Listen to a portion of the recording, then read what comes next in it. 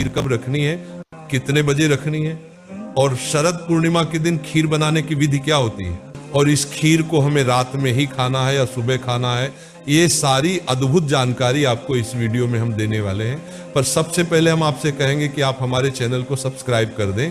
साथियों, शरद पूर्णिमा की रात्रि में जब चंद्रदेव दर्शन देते हैं तो उस समय ऐसा माना जाता है कि अमृत की वर्षा होती है, और उस अमृत को इकट्ठा करने का मात्र एक ही तरीका होता है कि शरद पूर्णिमा को हम अपने घर में खीर बनाकर उस खीर को एक पत्र में भरकर उसे चंद्रमा की रोशनी में रखते हैं।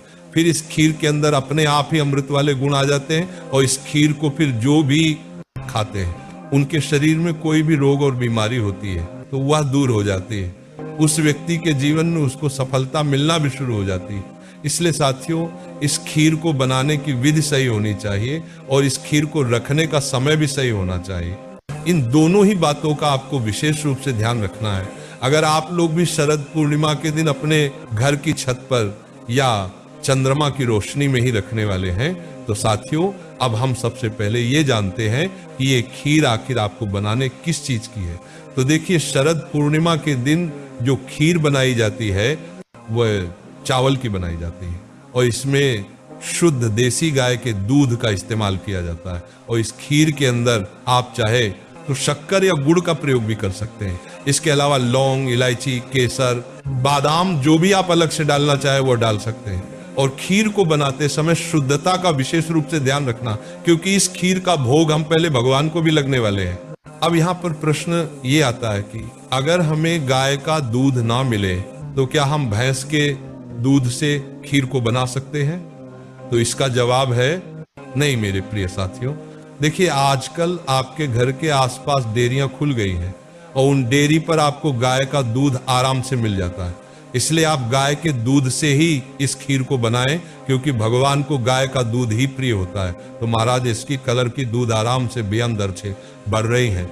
ये खीर बनाने की पूरी विधि, और इस खीर को आपको शाम के समय ही बनना चाहिए, उसके पहले बनाकर नहीं रखना चाहिए, क्योंकि शरद पूर्णिमा के दिन बनाई गई खीर को हमें बनाकर सीधा चंद्रमा की रोशनी में ही रखना चाहिए, ज्यादा देर तक बनाकर नहीं रखना चाहिए महाराज। अब हम जानते हैं कि इस खीर को हमें चंद्रमा की रोशनी इस शरद पूर्णिमा के दिन किस समय रखना है। तो देखिए साथियों, जब आप अपने घर में शरद पूर्णिमा के दिन रात्रि में खीर बनाकर तैयार कर ले तो उसे कुछ समय, जैसे कि 5 से 10 मिनट तक ऐसे ही रखें ताकि वह हल्की सी ठंडी हो जाए। फिर उसे आप बड़े से कटोरे में भरें। ये खीर आपको अपने घर में नहीं बचानी है, जितनी बनाई है पूरी उसे कटोरे में भर देनी है, क्योंकि हमें इस पूरी खीर को चंद्रमा की रोशनी में रखना है। जितनी ज्यादा खीर होगी उतना ज्यादा अमृत आपको मिल जाएगा। तो आप ये मानकर चलें कि अमृत की ज्यादा वर्षा रात में 10 बजे के बाद से होती है। हालांकि ऐसा कुछ समय निश्चित नहीं है, पर 10 बजे के बाद से चंद्रमा की रोशनी अच्छे से पूरी पृथ्वी पर फैलना शुरू हो जाती है। इस वजह से आप अपनी खीर को लगभग शाम को 7-8 बजे बनकर तैयार कर लें, और उसके बाद रात्रि में 10 बजे के बाद शरद पूर्णिमा के दिन आप अपनी खीर के कटोरा को बाहर लेकर आ जाए। अब देखिए, यहाँ पर कुछ लोगों के खुद के घर होंगे, कुछ के किराए के घर होंगे, कुछ मल्टीस में रहते होंगे, तो आपको अपने इस खीर के कटोरा को बस ऐसी जगह पर रखना है जहां पर चंद्रमा की रोशनी काफी समय तक रहे। जैसे कि आप अपने घर की छत पर इस खीर के कटोरा को रख सकते हैं, या घर के आंगन में भी रख सकते हैं, या अपने घर की खिड़की या दरवाजे के पास में भी रख सकते हैं। जहां पर चंद्रमा की रोशनी आ रही हो वैसे इस खीर को चांदी के कटोरे में रखा जाता है। पर अगर आपके पास ये ना हो तो आप अपने घर में जो भी स्टील का कटोरा हो उसके अंदर भी खीर रखकर चंद्रमा की रोशनी में रखते हैं। अब महाराज, सबसे जरूरी बात आती है कि शरद पूर्णिमा की रात में चंद्रमा की रोशनी में रखी हुई खीर को हमें कितनी देर रखना है और खीर को कब खाना है। महाराज, इस खीर को कम से कम आपको 1 घंटा चंद्रमा की रोशनी में रखना चाहिए, और जो भी लोग पूरी रात भर के लिए इस खीर को चंद्रमा की रोशनी में रख सकते हैं तो और ज्यादा अच्छा है।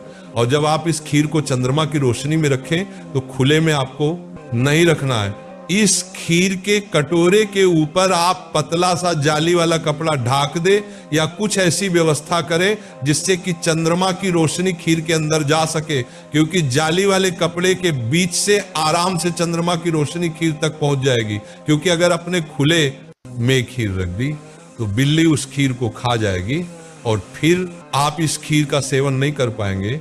साथियों, अब आप इस खीर को 1 घंटे चंद्रमा की रोशनी में रखने के बाद इस खीर का सेवन कर सकते हैं, पर इस खीर को सबसे पहले आपको अपने घर के भगवानों को भोग लगाना है, उसके बाद ही ग्रहण करना है।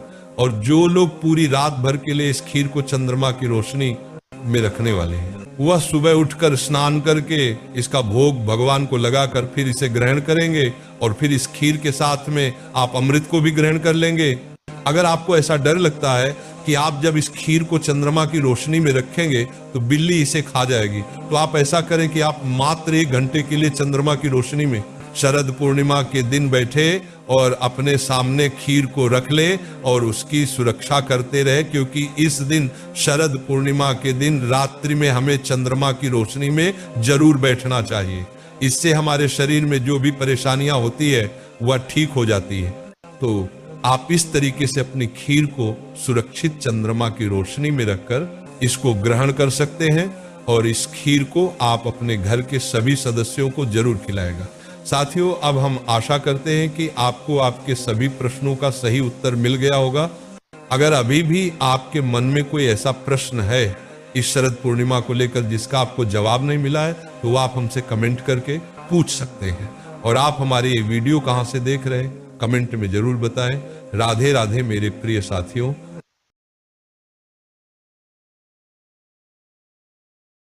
मेरे साथ खेलो मम्मी। अच्छा, आओ।